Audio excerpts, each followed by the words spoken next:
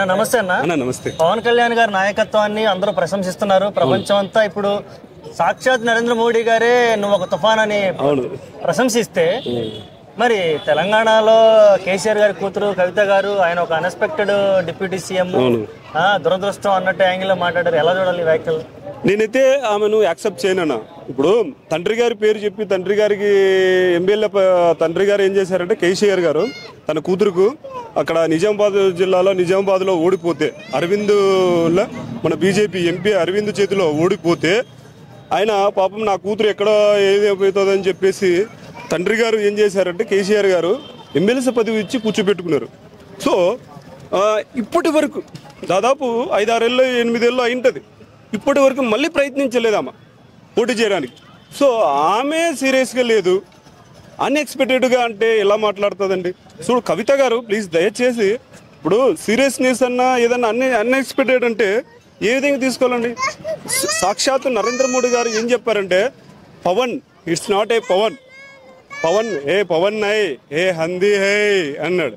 So 15 సంవత్సరాలు దాదాపు 10 సంవత్సరాలు అయిపోయింది. ఇప్పుడు ప్రధానమంత్రిగా వెళ్తున్నటువంటి నరేంద్ర మోడీ గారే ఇంకొక 4 ఏళ్ళు పోతే కన్నా 15 ఏళ్ళు అవుతుంది. అలాంటి నాయకుడే దేశానికి దిశానిర్దేశం చూపించిన నాయకుడే మెచ్చుకున్నటువంటి పవన్ కళ్యాణ్ గారి పైన ఇలాంటి కామెంట్స్ చేయడం తప్పండి. ఓకే, ఇక్కడ చాలా మంది ఏమన్నారంటే పవన్ కళ్యాణ్ గారిని ఎవరైతే తిట్టారో వాళ్ళందరూ అధపాతాళానికి దిగజారిపోయారు. ఇప్పుడు బీఆర్ఎస్ పార్టీ కూడా అలాగే జరిగే అవకాశం ఉంది. బీఆర్ఎస్ పార్టీ గురించి నేను చెప్పానండి, కానీ పవన్ కళ్యాణ్ జోలికి అయితే రాకూడదని చెప్తున్నాను. బీఆర్ఎస్ పార్టీ ఆల్రెడీ ఇప్పుడు ఏ స్థాయిలో ఉందో ఇప్పుడు మనం గుర్తించగలము తెలంగాణలో. సో నేను బీఆర్ఎస్ పార్టీని కానీ నా పార్టీ నాయకులు కానీ ఏమనను.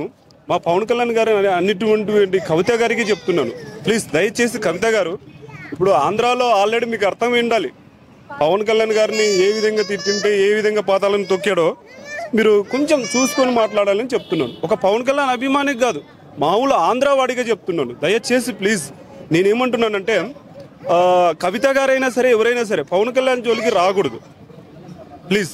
ఒక్కసారి అన్ఎక్స్పెక్టెడ్గా ఎలా అవుతాడండి? 10 సంవత్సరాలు నేను ఉంటాను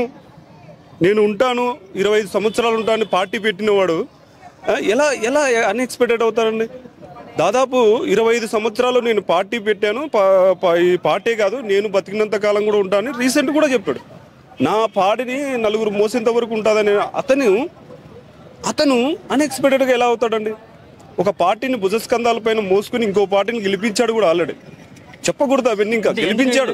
ఎందుకు కవిత గారు జగన్ గారిని వెనకేసుకుంటూ వస్తుంటారు? జగన్ గారి లేదంటే ఏమన్నా ఆర్థిక లావాదేవీలు ఉన్నాయనుకో? లేదండి, నేను జగన్ గారి గురించి కానీ ఆ లావాదేవీల గురించి నేను మాట్లాడానండి.